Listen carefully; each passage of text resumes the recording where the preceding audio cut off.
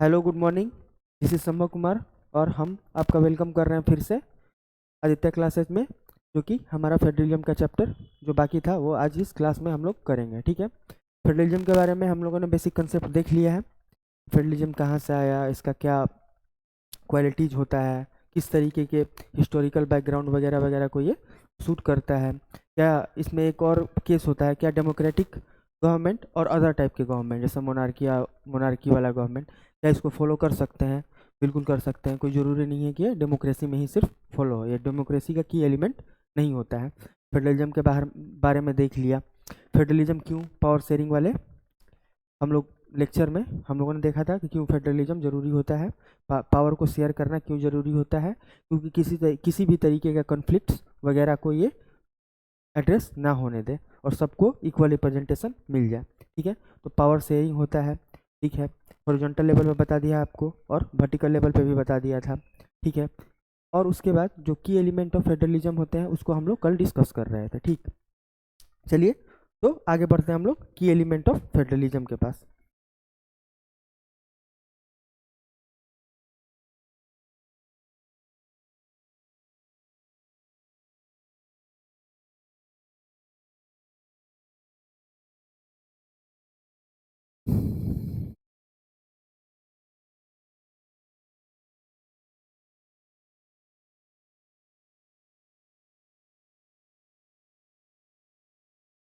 Dual government polity देख लिया था हम लोगों ने।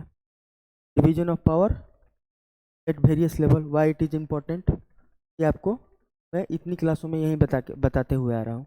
डुअल गवर्नमेंट पॉलिटी में आपको बता दिया था। सेंटर लिस्ट, स्टेट लिस्ट, इसमें सब्जेक्ट्स मेंशन होते थे। क्या होते थे? सब्जेक्ट मेंशन होते हैं। सब्जेक्ट इसमें क्या होते हैं? मेंशन होते हैं। सेंटर लिस्ट जैसे डिफेंस हो गया, जैसे आपका पुलिस हो गया। ठीक, ये सब्जेक्ट है किसका? एग्रीकल्चर हो गया। ये सब सब्जेक्ट इसमें आते हैं स्टेट लिस्ट में। मतलब अगर इससे रिलेटेड स्टेट में कोई भी रूल बनाएगा, इसका फुल अथॉरिटी किसके पास है? फुल अथॉरिटी किसके पास है? स्टेट गवर्नमेंट के पास या प्रोविंशियल गवर्नमेंट के पास। ठीक है, लेकिन डिफेंस के मैटर में हो गया आपका, और भी डिफरेंट टाइप्स के मैटर्स होते हैं। ठीक, इंडिया का फॉरेन पॉलिसी क्या होगा, ठीक है, ये सब फॉरेन पॉलिसी ये सब डिसाइड करता है। ये सब सेंटर लिस्ट में है। ठीक है, ये सब सेंट्रल गवर्नमेंट डिसाइड करता है, सेंट्रल गवर्नमेंट ही इसको डिसाइड करता है। ठीक है, इतना लेवल पे आपको ये बात समझ लेना है। ठीक है, मैंने आपको बोला था रिजिडिटी ऑफ कॉन्स्टिट्यूशन। ठीक है, और आपका बाईकैमरलिज्म। ठीक है, बाईकैमरलिज्म भी आपको बहुत अच्छे तरीके से समझना है। इंडिपेंडेंस ऑफ जुडिशरी मैंने आपको कल बता दिया था कि जुडिशरी को इंडिपेंडेंस क्यों रहना जरूरी है फेडरल कंट्री में। ठीक है, क्यों जरूरी है मैंने आपको बताया था कि हमारा हमारा जो कॉन्स्टिट्यूशन है, हमारा जो कॉन्स्टिट्यूशन वो सुप्रीम अथॉरिटी है। हमारा जो कॉन्स्टिट्यूशन है वो क्या है? सुप्रीम अथॉरिटी है। क्या है? सुप्रीम अथॉरिटी है। ठीक, इसमें ये हमारा कॉन्स्टिट्यूशन में सारे लॉज वगैरह जो लिखे हुए हैं, इसमें सब चीज़ लिखा हुआ है आपका। ठीक है, लेजिस्लेचर क्या काम करेगा, एग्जीक्यूटिव क्या काम करेगा, जुडिशरी क्या काम करेगा। ठीक है, इसके लिए भी लॉ बना कि लेजिस्लेचर में कौन चुन के आया जाएगा, कौन इलेक्शन के लिए लड़ सकता है, कौन इलेक्शन के लिए नहीं लड़ सकता है। प्रधानमंत्री लेजिस्लेचर में देखिए 543 मैंने आपको कल बताया था। इसी में से कुछ क्या होते हैं? पीएम होते हैं और काउंसिल ऑफ मिनिस्टर होते हैं। ठीक है, इसी में से कुछ 543 में से ही। तो पीएम कौन चुनेगा, पीएम क्या करेगा, फॉरेन मिनिस्टर क्या काम करेगा, आर्मी क्या काम करेगा, आर्मी के लिए लॉ क्या है। ठीक है, ये सब कौन डिसाइड किया हुआ है? ये सब हमारा कॉन्स्टिट्यूशन डिसाइड करता है। ठीक है, तो हमारे कॉन्स्टिट्यूशन को अगर सब कुछ अच्छा चल रहा है, 75 ईयर्स 76 ईयर्स हो गए हमारे इंडिपेंडेंस के, आज तक कोई मतलब कभी अगर 1976 का बात छोड़ दिया जाए इमरजेंसी वाला, उसके बाद कभी भी कोई दिक्कत नहीं आया है। इसका मतलब सब कुछ सही चल रहा है। ऑब्वियस सी बात है। तो हमारा जो कॉन्स्टिट्यूशन है इसमें सारे लॉ जितने भी होते हैं इसमें सब लिखे हुए हैं कि इसको क्या काम करना है, इसको क्या काम करना है, इसको क्या काम करना है। तो ये दोनों क्या बनाएंगे? लॉ बनाएंगे। ये भी लॉ कैसे बनाएंगे ये भी मेंशन है कॉन्स्टिट्यूशन में। कॉन्स्टिट्यूशन के हिसाब से बनाना, अनकॉन्स्टिट्यूशनल लॉ नहीं बनाना है। ठीक है, तो ठीक है, तो भाई कौन चेक करेगा? कॉन्स्टिट्यूशन बना के तो लोग चले गए हैं भाई, कॉन्स्टिट्यूशन को पढ़ेगा कौन? कौन कॉन्स्टिट्यूशन के बारे में ज़्यादा जानता है? तो कॉन्स्टिट्यूशनली कौन लॉ वैलिड है, कौन लॉ वैलिड नहीं है, उसका एग्जीक्यूशन प्रॉपरली हो रहा है या नहीं हो रहा है, ये जुडिशरी का इसमें बहुत बड़ा रोल होता है। अगर मान लो जुडिशरी ही हमारा कॉन्स्टिट्यूशन के अगेंस्ट जाने लगे, क्या देश में कॉन्स्टिट्यूशन बच पाएगा? नहीं बच पाएगा। देश में अगर कॉन्स्टिट्यूशन नहीं रहेगा तो डेमोक्रेसी भी खतरे पे आ सकता है, सिविल वार हो सकता है, और डिफरेंट डिफरेंट पॉसिबिलिटीज है। उस पर हम लोग अभी बात नहीं करना है हम लोग को, ठीक है। ठीक। ये आपको बेसिक सा बात है, ये आपको समझाने की कोशिश कर रहे थे कि जुडिशरी का इंडिपेंडेंस रहना फेडरलिज्म में बहुत ज़्यादा इंपॉर्टेंट है। एक है ड्यूअल सिटीजनशिप, ठीक है। ये फेडरलिज्म का क्या है, एक आपका ट्रू फेडरलिज्म का क्या है, एक नमूना है, स्पेसिमेन है, ठीक है। ये ट्रू फेडरलिज्म का अगर स्पेसिमेन है, नमूना है, तो ड्यूअल सिटीजनशिप कहाँ होता है? आपको मैडम मैंने बताया था, यूएसए वाले केस में अपना स्टेट का भी अलग कॉन्स्टिट्यूशन होता है और सेंटर का भी अलग कॉन्स्टिट्यूशन होता है, ठीक है। अगर दोनों कॉन्स्टिट्यूशन एक दूसरे को ओवरलैप करता है, कहीं कॉन्फ्लिक्ट पैदा होता है, तो इसको कौन जजमेंटल देता है? वहाँ का सुप्रीम कोर्ट, वहाँ का सुप्रीम कोर्ट इसको जज करता है, ठीक है। अगर इस स्टेट का अलग कॉन्स्टिट्यूशन है, इस स्टेट का अलग कॉन्स्टिट्यूशन है, कॉन्स्टिट्यूशन में क्या होगा भाई? सिटीजनशिप का लॉ लिखा होगा, इसके कॉन्स्टिट्यूशन में अलग सिटीजनशिप का लॉ लिखा होगा, सिटीजनशिप का अलग सिटीजनशिप का लॉ लिखा होगा, ठीक है। तो अलग सिटीजनशिप का लॉ लिखा होगा इसके कॉन्स्टिट्यूशन में, तो यहाँ का सिटीजनशिप अलग होगा, यहाँ का सिटीजनशिप अलग होगा, तो ड्यूअल टाइप का सिटीजनशिप हो गया। हालांकि इसलिए हम बोले थे आपको कल के लेक्चर में कि जो हमारा इंडिया है वो एक ट्रू फेडरलिज्म नहीं है। इंडिया क्या है हमारा? True federalism. ट्रू फेडरलिज्म हमारा इंडिया क्या है? नहीं है। क्यों? क्योंकि हमारे यहाँ ड्यूअल सिटीजनशिप है ही नहीं। है हमारे यहाँ ड्यूअल सिटीजनशिप? ऑब्वियस सी बात है, नहीं है। बाई कैमरलिज्म मतलब क्या होता है? बाई कैमरलिज्म मतलब ये अभी हम लोग को एक बेसिक सा इंट्रोडक्शन में समझ लेना है, ठीक। बाई कैमरलिज्म क्या होता है भाई? इसको देखते हैं हम लोग। जैसे मान लीजिए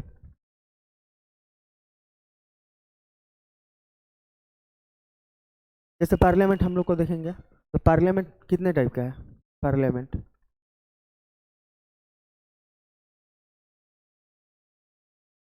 अपर हाउस, लोअर हाउस, ठीक है। ठीक। अपर हाउस को राज्यसभा,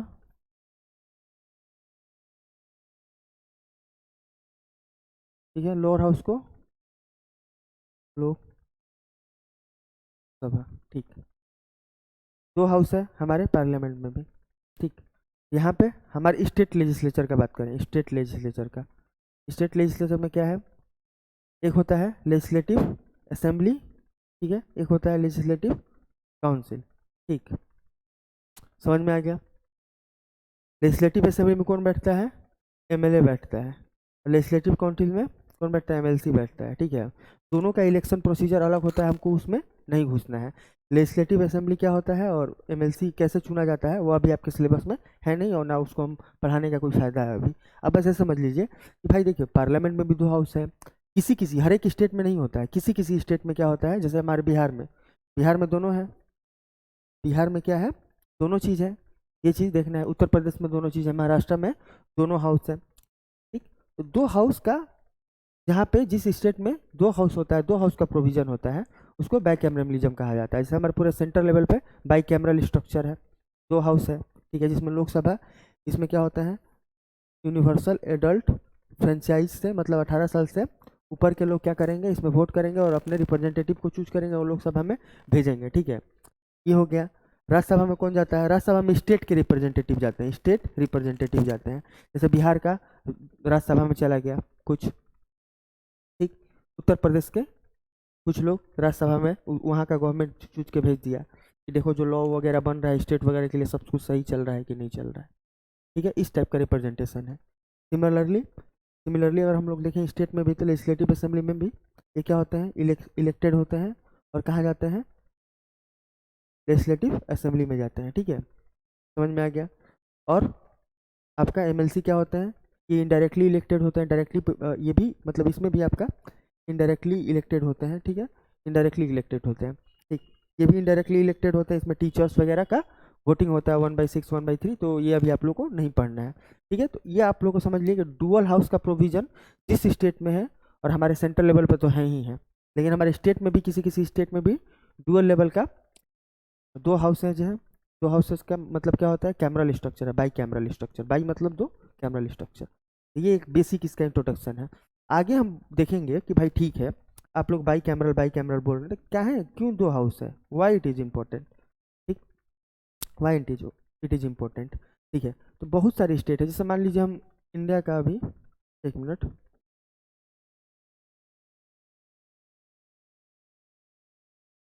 मान लीजिए अभी हम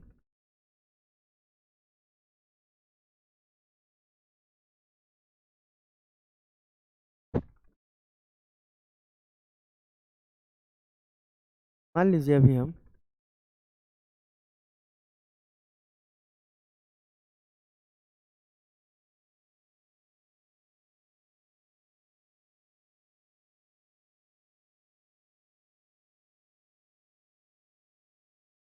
मान लीजिए अभी इंडिया में बना है, ठीक है, इंडिया बना है, यहाँ पे हमारा मान लीजिए ना, यहाँ पे कहीं हमारा बिहार है, ठीक है, बिहार, गंगा रिवर बिहार को दो पार्ट में काट देती है, ठीक है, ये ऊपर वाला है नॉर्थ बिहार और नीचे वाला है साउथ बिहार, ठीक है, साउथ बिहार सॉरी, ये क्या है, साउथ बिहार है, ठीक। तो इसमें देखिएगा ना, बिहार में हमारा बहुत, अगर बिहार का इथनिसिटी देखें तो यहाँ पे लिंगुअल बेसिस पे डिवीजन आपको दिखेगा, लिंगुअल बेसिस पे, जैसे ई वाला बेल्ट में जाइएगा तो आपको मैथिली वगैरह सुनने के लिए मिलेगा, ई वाला बेस में जाइएगा तो मगही सुनने के लिए मिलेगा, और ई वाला बेस में जाइएगा तो भोजपुरी वगैरह सुनने के लिए मिलेगा थोड़ा बहुत, इधर जाइएगा तो आपको थोड़ा बहुत आदिवासी वाला रीजन मिल जाएगा आपको, ठीक है, आदिवासी वाला रीजन मिल जाएगा आपको, इधर जाइएगा तो मुस्लिम, मुस्लिम बहुमूल मतलब रिलीजियस बेसिस पे भी किशनगंज, वहाँ पे मुस्लिम पॉपुलेशन थोड़ा ज़्यादा है, ठीक है, मिल जाएगा। मतलब क्या देखें, बिहार की एथनिसिटी में लिंगुअल डाइवर्सिटी तो है ही है, रिलीजियस डाइवर्सिटी भी है, ठीक, पहली बात। तो मेन चीज़ हम इन दोनों पे ही बात करेंगे, ठीक है। मान लीजिए सब लोग चुन के भेज दिए, क्या है, लेकिन माइनॉरिटी में ना, इस रीजन में मेजोरिटी में है लेकिन बाकी जगह पे तो माइनॉरिटी में है, ऑब्वियस सी बात है। तो मान लीजिए लेजिस्लेटिव असेंबली में लोग चले भी गए, तो एक दिक्कत होता है यहाँ पे, मतलब डेमोक्रेसी का सब, वोटिंग का सबसे बड़ा क्या दिक्कत है, जहाँ जिसको जो ज़्यादा वोट पड़ गया वो जीत जाएगा। तो मान लीजिए ये तो माइनॉरिटी में है, ये तो चाह के भी किसी को नहीं जिता पाएंगे, नहीं पाएंगे ना जिता। तो इन लोगों के लिए, इन लोगों को रिप्रेजेंटेशन देने के लिए, जहाँ पे थोड़ा डाइवर्सिटी होता है, दो टाइप का हाउसेस को बना दिया जाता है, ठीक। इसमें क्या, अगर मान लीजिए जिसमें डायरेक्ट इलेक्शन हो रहा है उसमें तो आप नहीं मतलब आप नहीं चुन पाइएगा, आप चाह के भी उसको वोट नहीं कर पाइएगा, ऑब्वियस सी बात है। लेकिन लेजिस्लेटिव जो काउंसिल होता है उसमें तो आप भेज सकते हैं ना, क्योंकि इनडायरेक्टली इलेक्टेड है। तो कम से कम वहाँ पे आप लोगों को नहीं देखिएगा, लेकिन कहाँ पे जाकर लोगों को देखिएगा, जो दूसरा हाउस है, जहाँ पे इनडायरेक्टली लोग पहुँचते हैं, ठीक है। यहाँ पे डाइवर्सिटी को, मतलब डिफरेंट टाइप के डाइवर्सिटी को इक्वल रिप्रेजेंटेशन देने के लिए, और डाइवर्सिटी से क्या होता था, अगर डाइवर्सिटी होगा तो कन्फ्लिक्ट होने का चांसेस बढ़ जाता था, उन कन्फ्लिक्ट, उस कन्फ्लिक्ट के लिए एड्रेसल के लिए क्या किए हम लोग, दो हाउस बना दिए, उसी को बाई कैमरल स्ट्रक्चर बोला जाता है। अब पूरा इंडिया में भी आप देखें तो ये ग्रेट इंडियन नॉर्दर्न प्लेन्स है, ये डेक्कन प्लेटू वाला आपका रीजन आ जाएगा, ये आपका डेजर्ट वाला रीजन आ जाएगा, ये आपका महाराष्ट्र वाला रीजन आ जाएगा, नॉर्थ ईस्ट वाला रीजन आ जाएगा, ये पहाड़ी रीजन आ जाएगा आपका, ये सब, ठीक है। तो इन सभी केस में क्या दिक्कत है, यहाँ पे भी लिंगुअल डाइवर्सिटी बहुत है। आप इधर जाइएगा तो तमिल मिलेगा, इधर भोजपुरी मिलेगा, इधर आपको हरियाणवी वगैरह, पंजाबी वगैरह मिल जाएगा, इधर नॉर्थ ईस्ट वाले का अलग कल्चर है अपना। तो डिफरेंट डिफरेंट करके यहाँ पे भी लिंगुअल डाइवर्सिटी है। अगर मान लीजिए आप वोट करके नहीं दे अपने रिप्रेजेंटेटिव को भेज पा रहे हैं, लेकिन इनडायरेक्टली इलेक्टेड आप अपने रिप्रेजेंटेटिव को भेज सकते हैं, मतलब आपको किसी ना किसी तरीके से आपको इक्वल रिप्रेजेंटेशन मिलेगा ही मिलेगा, आपको उसमें कोई दिक्कत नहीं फेस करना है, आपको कोई कॉन्फ्लिक्ट पैदा नहीं करना है, ठीक है। टोटल का टोटल रेशनैलिटी इस चैप्टर के बिहाइंड में यही है कि आपको बाइकैमरलिज्म और रिजिडिटी ऑफ द कॉन्स्टिट्यूशन पढ़ना था, ठीक है।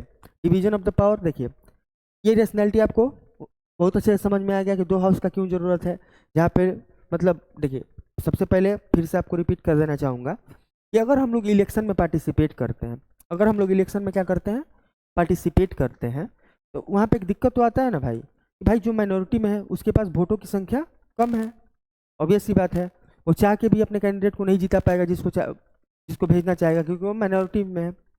लेकिन जो मेजोरिटी में है वो अपने कैंडिडेट को जीता पाएगा। तो मेजोरिटी का जो अथॉरिटी है, सबसर्बिएंट वाला, मतलब मेजोरिटी क्या है, अपना अथॉरिटी दिखाएगा माइनॉरिटी के ऊपर। इस लेजिस्लेशन करके लॉ में लेजिस्लेशन कर सकता है, ठीक है। इस लेजिस्लेशन से बचने के लिए उसका भी इक्वल रिप्रेजेंटेशन होना जरूरी है। इस केस में उसको क्या कर दिया गया, इस केस में उसके लिए अपर हाउस बनाया गया है, ठीक है। अगर आप वोट देके अपने रिप्रेजेंटेटिव को नहीं भेज सकते हैं, लेकिन आप क्या कर सकते हैं, आप इनडायरेक्टली इलेक्टेड करके उन कल्चर को, जो कल्चर मार्जिनलाइज हो सकता था, मेजोरिटी के रूल पे दब सकता था, डेस्पोटिज्म से तबाह हो सकता था, उसको हम बचा लिए इक्वल रिप्रेजेंटेशन दिला के। क्योंकि जब लॉ बनेगा तो वो भी, उसका भी रिप्रेजेंटेटिव रहेगा। अगर उसको कोई दिक्कत लगेगा वो लॉ बनने में, तो अपना आवाज़ उठाएगा वहाँ पे। यही का टोटल रेशनैलिटी इसके पीछे यही है, ठीक। और एक है आपका rigidity of the constitution, rigidity of the constitution, ठीक है। जैसे हमारा जो कॉन्स्टिट्यूशन है, रिजिडिटी एंड फ्लेक्सिबिलिटी का ब्लेंड होता है, रिजिडिटी एंड फ्लेक्सिबिलिटी का ब्लेंड होता है। सबसे पहले जैसे आपको बता दिए, देखिए जैसे कोई भी लॉ बनता है उसके थोड़ा तरीका में घुसना है, हालांकि आपकी अभी मतलब स्कोप से बहुत ज़्यादा बाहर है वो, आपके स्कोप से बहुत ज़्यादा बाहर है वो, लेकिन फिर से थोड़ा सा उसमें से घुसेंगे। देखिए एग्जैक्टली में क्या होता है, जैसे मान लीजिए ये लोअर हाउस है, लोअर हाउस है, ये अपर हाउस है, ठीक है। और कोई भी लॉ बनाना होता है, कोई भी लॉ बनाना होता है तो उसमें बिल इंट्रोडक्शन होता है कि देखिए भाई हम एक लॉ लेके आए हैं, ठीक, एक लॉ लेके आए हैं और उसको क्या करना है, आप लोग देखिए अगर अच्छा लग रहा है तो इसको लॉ बनाइए, तो ठीक है। या तो वो लॉ प्राइवेट मेंबर बिल हो सकता है, प्राइवेट मेंबर बिल हो सकता है, या तो पब्लिक बिल हो सकता है, या तो क्या हो सकता है, पब्लिक बिल हो सकता है। पब्लिक बिल मतलब जो बिल पीएम, जो bill PM plus council of minister के द्वारा क्या किया जाए, लाया जाए, उसको क्या बोलते हैं, पब्लिक बिल बोलते हैं। अगर कोई इंडिविजुअल, जैसे 543 अभी मेंबर है ना हमारे पार्लियामेंट में, एमपीज हैं, तो अगर उसमें से कोई एक बिल लेके आता है और उसको बोलता है कि देखिए तो ये लॉ बनने लायक है, लोअर हाउस के बीच में रखता है, तो उसको क्या बोलेंगे, प्राइवेट मेंबर बिल बोला जाता है, ठीक। ये आपको समझ लेना है। लोअर हाउस में बिल गया, लोअर हाउस में क्या गया, बिल गया, इसका क्या होगा, रीडिंग होगा, रीडिंग होगा, और सबको अच्छा लगेगा ये लॉ को, ठीक है। सबको अच्छा लगेगा तो ठीक है वोटिंग होगा, नहीं तो इसमें चेंजेस भी होंगे, ठीक है। और कोई बोलेगा कि नहीं ये चेंज होना चाहिए, वो चेंज होना चाहिए, यहाँ पे रीडिंग होगा, यहाँ पे क्या होगा, वोटिंग होगा। फिर मान लीजिए रीडिंग हो गया, अच्छा लग रहा है सबको, अब वोटिंग करवा रहे हैं हम, तो वोटिंग में क्या होगा आपका भाई, वोटिंग में क्या होगा, वोटिंग में तीन टाइप से होते हैं, एक होता है सिंपल मेजोरिटी, एक होता है स्पेशल मेजोरिटी होता है, ठीक है। एक special majority plus rectification, rectification by state होता है, ठीक है। समझ में आ गया ये चीज़। सिंपल मेजोरिटी में क्या होता है कि भाई 50% से ज़्यादा वोट पड़ गया इस बिल को कि नहीं भाई यस इट इज़ गुड, तो क्या होगा, पास हो जाएगा, ठीक है। ये समझ में आ गया। इसमें स्पेशल में क्या होगा, ठीक है, स्पेशल में क्या होगा, 2/3 of the majority, 2/3 of the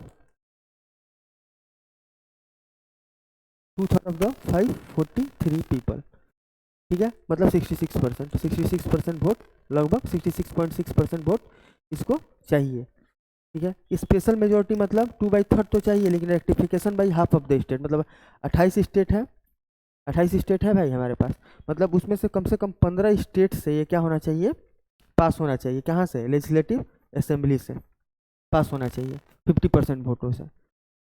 तो हमारा मतलब ब्लेंड है फ्लेक्सिबिलिटी और रिजिडिटी का, ठीक है। लेकिन की फेड हमारे कॉन्स्टिट्यूशन का यह बात हुआ, ये हम इंडिया के पर्सपेक्टिव में बात कर रहे थे आपको समझाने के लिए, ठीक।